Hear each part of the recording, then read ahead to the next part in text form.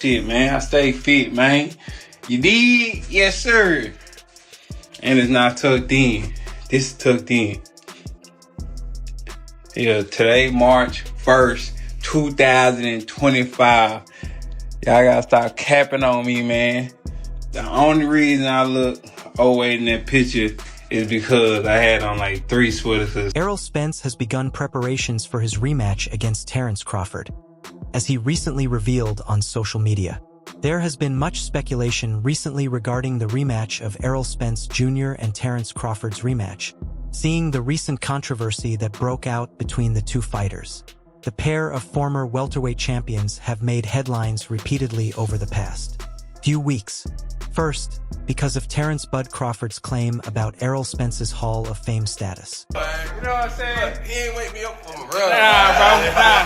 Hey, going on vacation, not bringing your running shoes, is like going on a dinner date and not bringing your wallet, man. Oh, man. Oh, God damn, man. We wet, man. We wet up, man. Wet. Because Errol Spence took his claims personally and called him out to a rematch. Crawford hasn't sounded very interested in the rematch, seeing he has his gaze fixed on Canelo Alvarez. However, in a boxing world where Saudi boxing mogul, His Excellency Turki Al-Sheikh is the main broker, almost anything is possible. And the fight between Terence Crawford and Errol Spence seems like something Turki Al-Sheikh will be very much interested in. But moving on, there have also been claims regarding Turki Al-Sheikh planning for their rematch out of the blue as a co-main event fight in the Canelo Alvarez versus William Skullcard remains a possibility.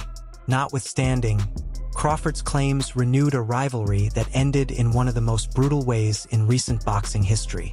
A fight that was perceived as a 50-by-50 fight suddenly became a mismatch, with Crawford dominating every second of every round, dropping Spence in as early as the second round and dropping him 2 more times before the fight was called off by the referee in the 9th round.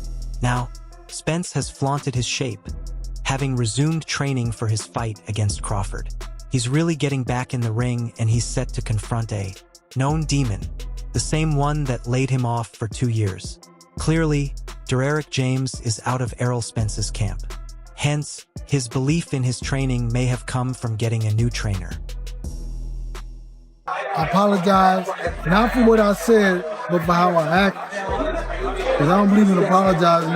If I really meant something, I'm not going to apologize. And no, man, don't worry about that. He said because 2 days before the fight, tempers rise, everybody's, sitting moist. So yeah, this is what it is.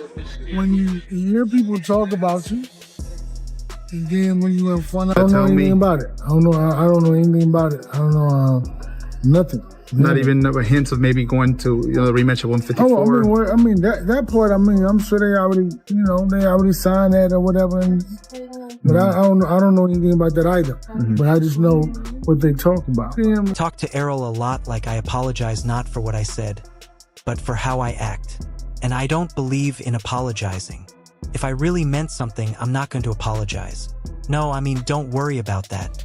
He said because 2 days before the fight, temperature rise everybody, So yeah, this is what it is when you hear people talk about you when you find out anything about it. I don't know. I don't know anything about it. I don't know. A nothing. Not even a hint of maybe going to, the rematch at 15. I mean, what I mean that part 1 mean, I'm sure they already, they already signed that or whatever, but I don't know. I don't know anything about that either, but I just know what they talking about him. You'll see him, he won't be so from the very beginning. Derek James and Spence were inseparable. When the former BWA Trainer of the Year spoke, Spence listened as a duo. The pair enjoyed a long unified reign at 147 pounds and were 1 win away from becoming an undisputed champion. A setback against Terence Crawford in July of 2023 was thought to be nothing more than a speed bump, but it was far more than that. Following his lopsided stoppage defeat, James sued his now former fighter for upwards of $5 million in what he claims are unpaid wages. While those legal battles continue, Spence is on the lookout for a new trainer. Edwards, amongst others, is seemingly in the mix. Recently, the former number 1 ranked welterweight, according to The Ring, was spotted with Edwards, leading to even more speculation.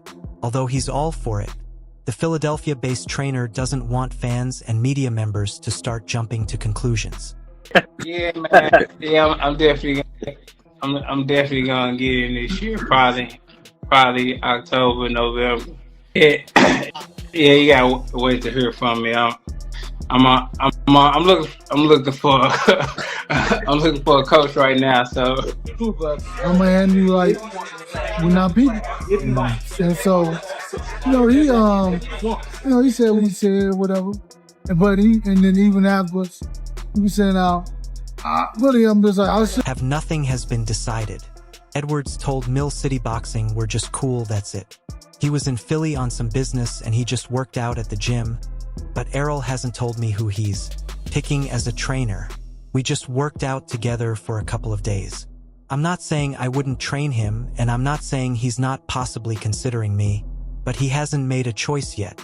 Edwards has spent the last few years building up his stable of fighters. He currently has Caleb Plant, Julian Williams, Keone Davis, and a few others under his watch. From a distance, Edwards has always been an admirer of Spence.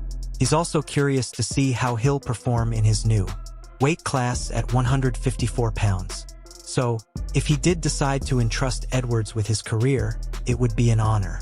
In terms of his game, there isn't much Spence has to work on. According to the longtime trainer, if their partnership were to become a reality, it wouldn't be about the X's and O's, but more so about what's in between his ears. I got a few names in the hat. I'm out, working with people and trying to see who I mesh with. And I have some news real soon. But I try to stay low as possible. So drained, you won't be so depleted or whatever. I mean, you'll see, that wasn't the issue. You know what I'm saying? Crawford fought a good fight. He had a great game plan, right? And so give it to him by his coach. So it's not like, he was the better. In response, Breadman began, "Okay, I see you came with all guns blazing towards me because of something Terence Crawford said, but I'm not going to shy away from any smoke. Crawford's opinion is Crawford's opinion.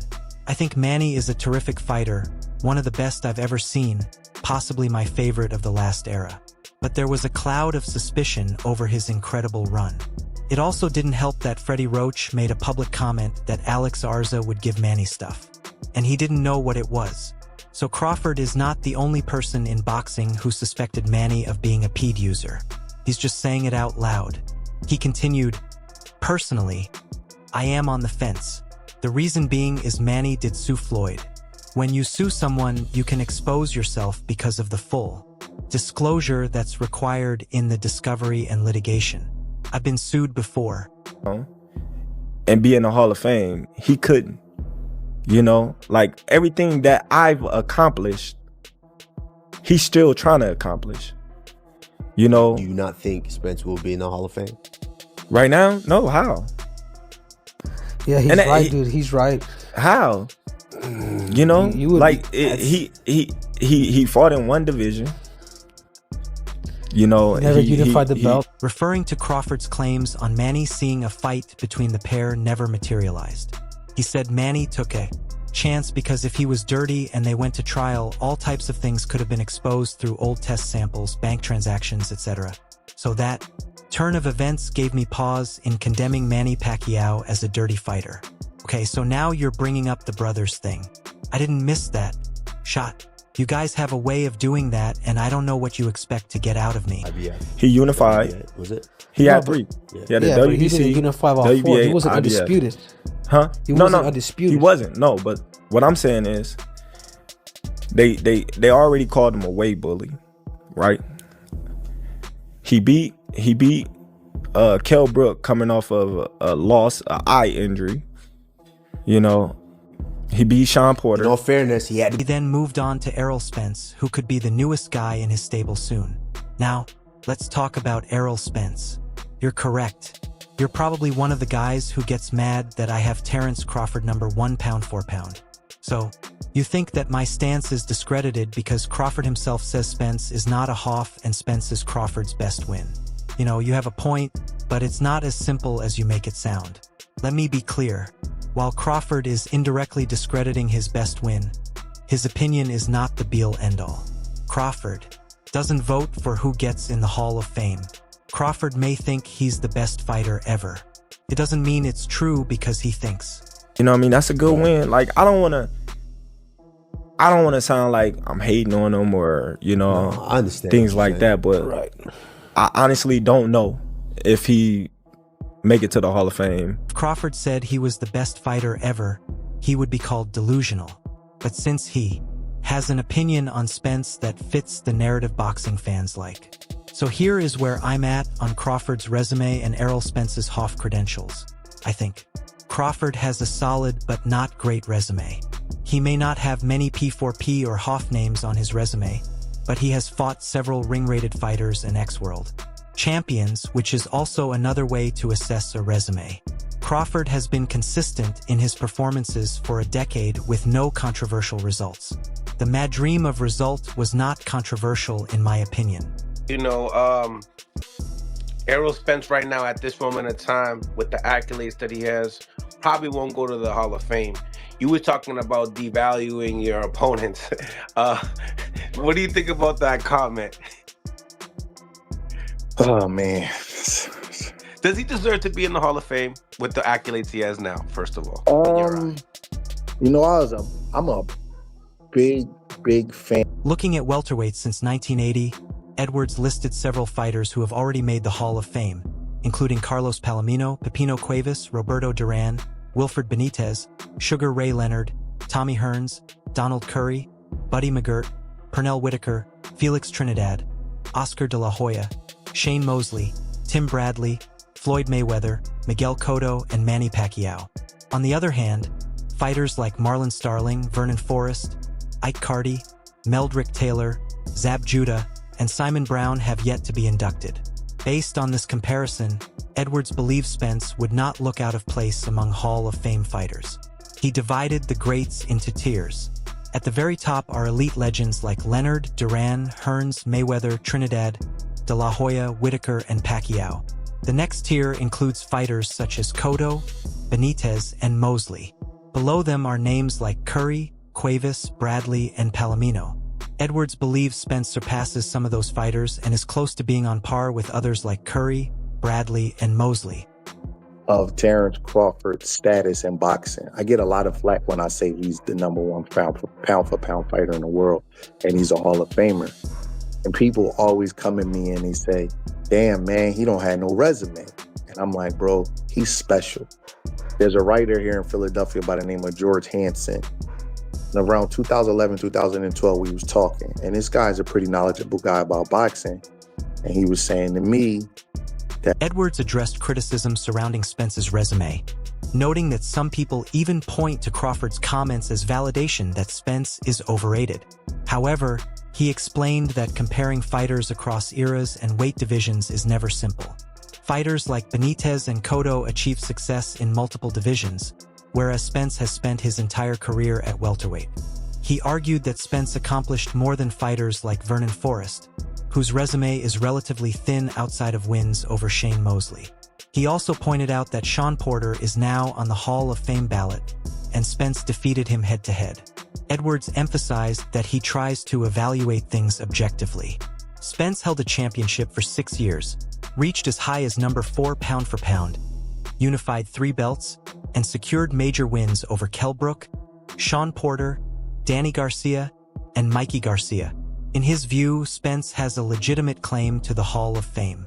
While he may not be a first ballot inductee, his case is strong and reasonable when all factors are considered.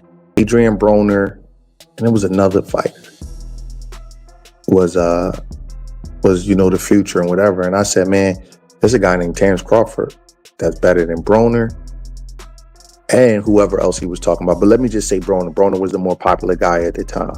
And he hadn't heard of Terence Crawford. Whenever he see me, he'll be like, damn, bro, you called that, man. My God. Who, Broner? Yeah. No. Edwards admitted that Spence's loss to Crawford does impact his legacy, especially due to how decisive it was. However, he emphasized that personal opinions vary. He stated that while he doesn't consider himself a historian, he has deep knowledge of boxing history and believes Errol Spence has a very real chance of making the Hall of Fame. There are both strengths and weaknesses in Spence's case. On the positive side, he unified 3 belts, achieved a high pound-for-pound ranking, and defeated top opponents like Porter, Brook, and the Garcias. Porter's presence on the Hall of Fame ballot further strengthens Spence's case. Additionally, Tim Bradley's induction supports the argument, as Spence's accomplishments are comparable. And importantly, if Crawford continues to build an all-time great legacy, then losing only to Crawford could actually benefit Spence's standing. Actually better than him is going to be way better than him. Watch and see. And it was Terence Crawford. So he hadn't heard of Terence Crawford like in 2011, 2012. So we having this conversation, he's like, damn, like you called that. I had seen like some video of Crawford and I got cool with Red and Bomac. And I'm like, damn, this dude's the real deal. So fast forward, you know, I always get a lot of flack for my... However, the biggest concern remains the nature of Spence's loss to Crawford. It was highly one-sided and decisive. Another challenge is that fighters like Ike Carty, Marlon Starling, and Simon Brown are still not in the Hall of Fame. Some voters may view them as comparable to Spence. If those fighters are not inducted, it raises a valid question. Should Spence be included ahead of them? Ability as a fighter. So, you're right. I can't even deny it. Crawford did devalue his best win by saying Errol Spence is not a Hall of Famer. I'm not going to say I wish he didn't say it because he could say whatever he wants and that's his opinion. But it is kind of weird that I've always thought Crawford was a great fighter. I've always thought he was a Hall of Famer for the last few years. And obviously Errol Spence is his best win. And for him to come out and say that his best win is not a Hall of Famer. Since 1980, Carlos Palomino, Pepino Cuevas, Roberto Duran, Wilfred Benitez. Shit about his resume. They like, I have friends call me up like, see, I told you overrating him. Even he say Earl is not that. And I'm like, damn, I guess I got to keep my mouth shut because if he say it, he is devaluing his best win. Listen, Terence Crawford's a smart guy. He's very successful. He made a lot of money. And he don't have to agree with me, but I just think that fighters should not put down their opponents because... All right, everyone. Stay tuned for the latest in boxing news, highlights, events, and stories. Subscribe to Knockout today and turn on notifications so you never miss an update.